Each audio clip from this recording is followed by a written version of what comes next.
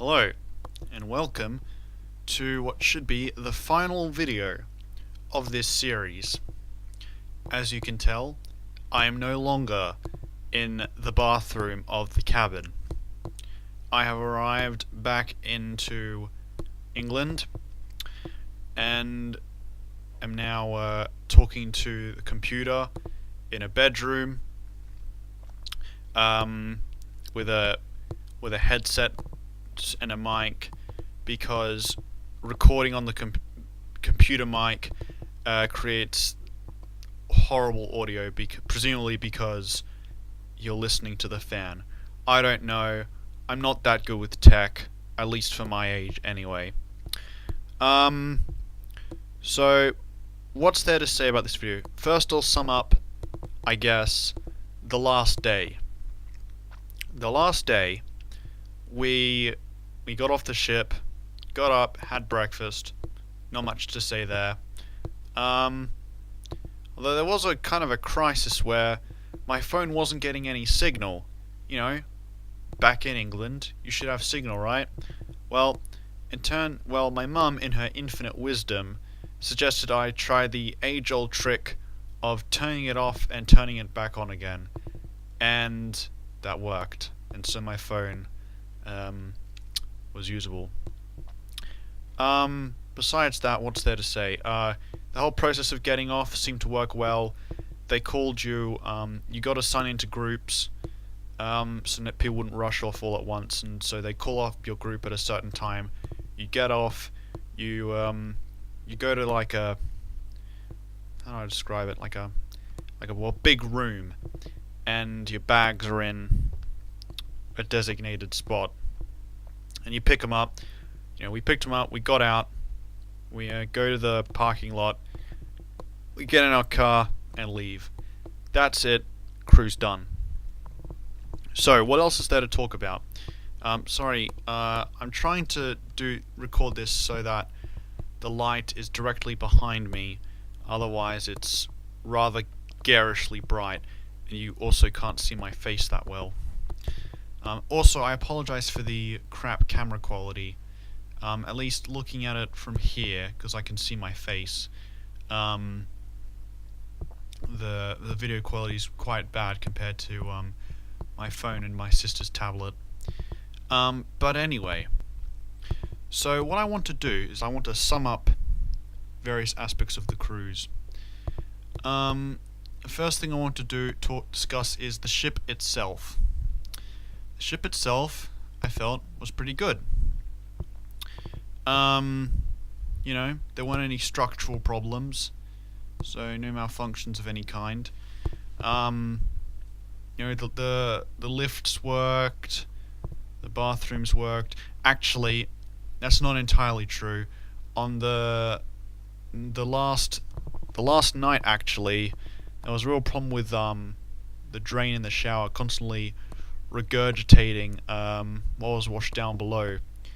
It made sleep a bit difficult because I could constantly hear suction noises in the bathroom, but I had to deal with my sister snoring very loudly anyway, so it wasn't too much of a bother. But yeah, the ship itself was you know, spacious enough. I mean, the cabin was small, but that's to be expected. Yeah, I mean, it was problematic with all the rocking at the beginning and end of the voyage, but I don't know what could be done to help that. So let's move on from, I guess, the ship as a structure to the contents of the ship.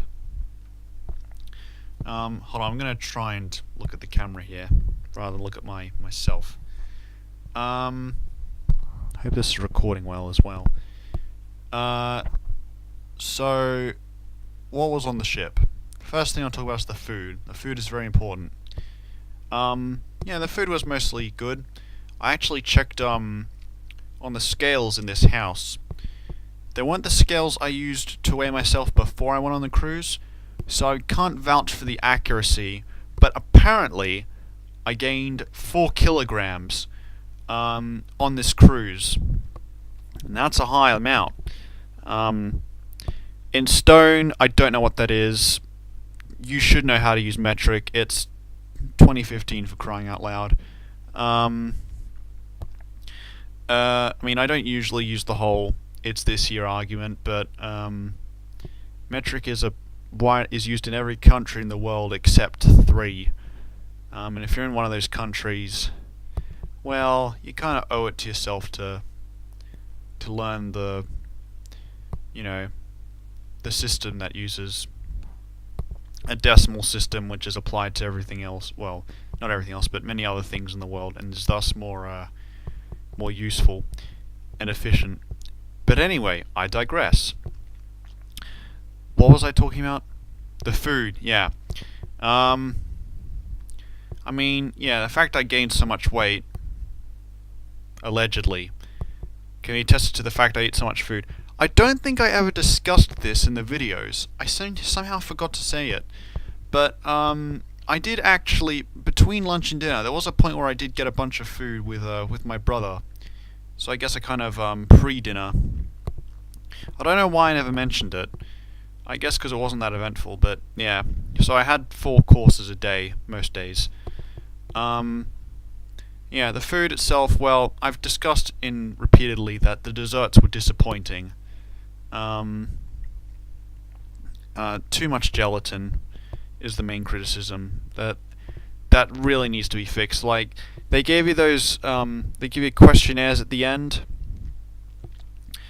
and I actually, told my brother he was filling out, mention the desserts, and they have too much gelatin, because that needs to stop, because that was unacceptable.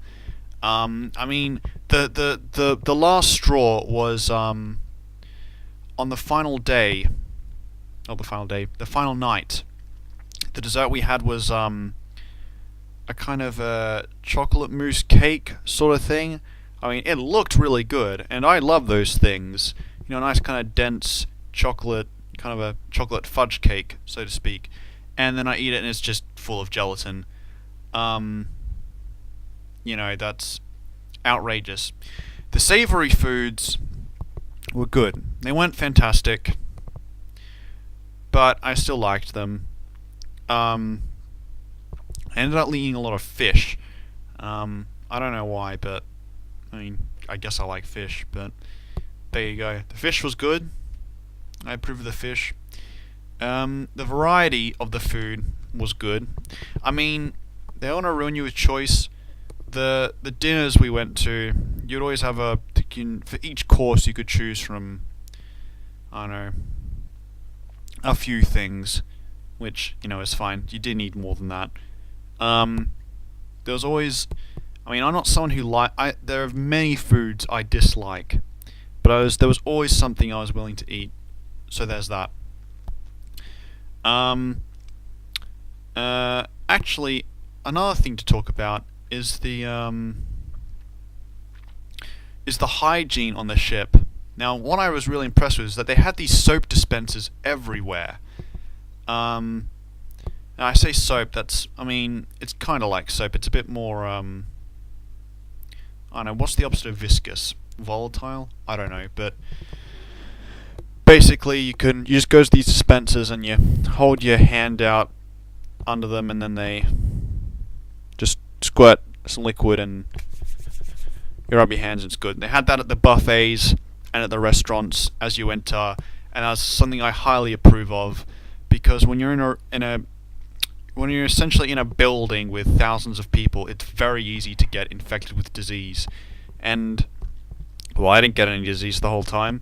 I mean, I have an ulcer now, but I don't know if that can be attributed to infections. Do they? I don't know how ulcers work, actually. Maybe I did get infected and that gave me an ulcer. I don't know, but besides that, I was fine. So I approve of that. Now, so I'd say, I give the hygiene I don't know. I guess I'd give it 8 out of 10. I mean, I don't know how you could improve it, but in terms of how I felt about it, it was good. It was good. 8 out of 10. The food in general, I'd give that I guess I'd give that a 7. It was good. Definitely could have been better though. And the ship, in terms of structure, yeah, I'll give that an 8. No complaints. Now, other things to move on to: the destinations as a whole. I gave scores for most of them. I don't think I did for all of them, but whatever. So, the destinations, I thought they were nice and varied. Some of them were a bit lacking in stuff to do. Which, don't know what to say. But whatever. Yeah, so there was a good variety. Most of them had things to do. And I didn't like all the things we did, but that's just me. I can't hold it against them. And the tours, we only got tours at 2 of the places, but they were good for the most part. I guess I should mention, the one downside of the ports was various points you get people asking for money, which is is annoying. I find strangers talking to you awkward enough when they're asking you for something that that really bothers me. But I can't hold it against the cruise company, but it is an aspect of the experience, so I should factor it into my rating, and that was definitely a downside. And I think I got that at most places. What else to say? I guess I could talk about the climate. That's what we're talking about. The climate, it's November this is being recorded in. And yet it was hot everywhere, particularly at Madeira. It was... And you see what I'm wearing now is it's a kind of light jump. Hold on a sec. Goddamn light.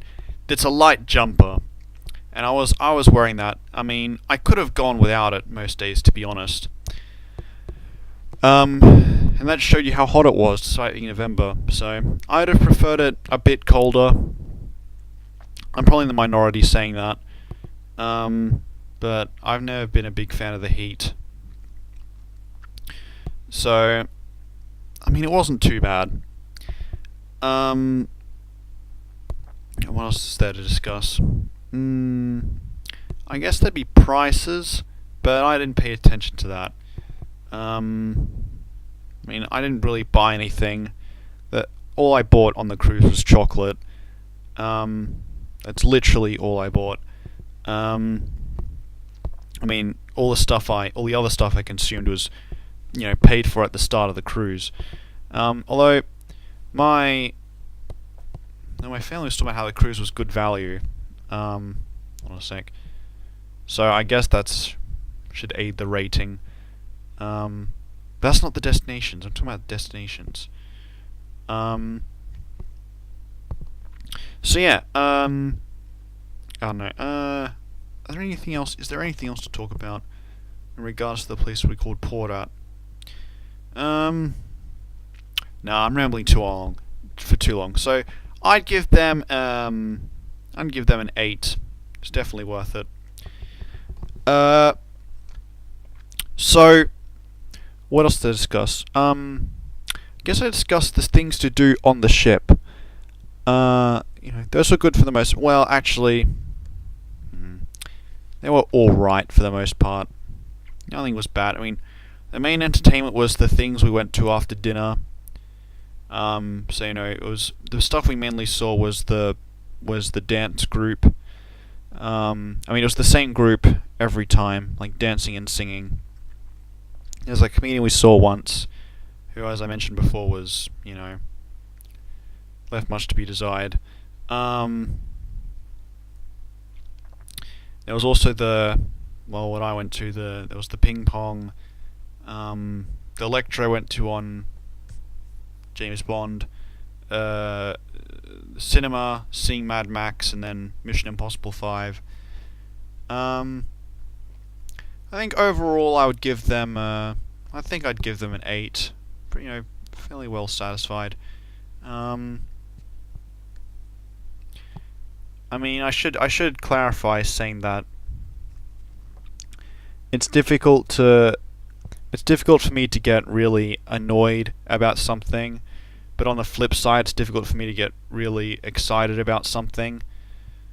So, I don't sound too. I mean, so they didn't. The experience didn't move me that much, but I feel like giving them high enough ratings because I'm sure that's what other people would have felt better about it. But anyway, so is there anything else to give ratings for? The people. The people is worth saying. So all my fellow passengers. I guess I could give a rating to my family, but that's a bit weird. I mean, they're my family. They were good for the most part. I'm not going to give a rating for my family. That's ridiculous. But there's no real complaints there. But as for the everyone on the cruise, so I mentioned before that the one defining feature about the people on the cruise as a whole is that the average age looked like it was about 70. The people on the cruise were really old. I'm not talking about the staff. The staff, they seem to be in their 30s or something. I'll talk about the staff next. But yeah, the people, so mostly old people. I couldn't find any other defining trait about them. I mean, they were mostly white, but that's because, this is a British cruise, so the people in there are going to mostly be British. So because I think the fact they were old, I mean, it made it feel a bit weird because, I'm not that old. But I think that was probably more positive than not because it meant they weren't, being particularly noisy or anything like that. Like, if it was kids, I'd probably find that a lot worse. I mean, the worst thing I can say about there being old people on the ship was, if I was in narrow corridors, it meant I'd be very slowed because old people tend to walk slowly. So I guess that's the most negative thing I could say. I mean, I'm not saying this is in terms of blame. It's just the nature of, the world I am experiencing in my perception. So yeah, I mean, there was that time I had to talk to them for breakfast, which was an interesting experience. But yeah, overall, the passengers were fine. I'll give the people, I'll give the paying members of the cruise, I'll give them an 8 out of 10. Good enough company. Now there's the staff. Now here's an interesting thing about the staff, which is really weird. Was it's the races of the staff. Was that for different aspects of the staff, there would overwhelmingly be a particular race. So let me give an example. The restaurant I went to for dinner, all the staff Indian, or at least South Asian. I mean, statistically speaking, that means they're probably Indian. But I mean, they were all. It wasn't Indian food we were being served. It was just normal food. Food you would encounter every day. So you'd have like salmon or lamb, or done in no style resembling any foreign culture. I guess it's mostly British or European in influence. So all the staff at the serving us at the restaurant for dinner were Indian. I don't know why. And then in addition to that, the buffet, I think they were all Filipino, that sort of area. Again, I don't know why, but that's what they are. Very strange that it's so specific. Yeah, and then the people in charge, which I only saw briefly when the captain was speaking and introducing. I think they were mostly white. Now there's no real rating I would associate with the racial makeup, But it's just a weird observation that you had all these different groups, and that they were overwhelmingly characterized by a particular race. It's just, I mean, I'd like to know why it is. How did that come to be? But whatever. So in terms of the quality of the staff, they were pretty good. There's the person who comes and makes up your cabin. He did a fine job all around. You always come back and it's all clean and everything. So good work there. The staff at the buffet, well, they didn't really do much because it's self-serve. They just let you get on with it. I mean, they were able to provide the food. All the food was well stocked and everything. The serving staff at the restaurants, that was really good quality, because the way they set it up at this restaurant, because you go to the same restaurant every evening, and they basically give you the same waiter every night. And so we had this guy, we kind of built up a rapport with him, and that was all very good. So we got to know him and stuff, and towards the end he started talking like a bit about his background and everything. So that was very good. I don't know if I can say about the ship's like the people, making sure the ship was moving and everything. But again, we didn't have any problems on that front. We didn't make any wrong turns or anything like that. So overall, I'm going to give the ship's crew... a final thing is that they were very friendly. That if they saw you walking along, they'd say like, good evening and all that sort of thing. So that was very good. So overall, I give the crew a 9 out of 10. A job well done. So there you go, there's that. Anything else I need to surmise? Let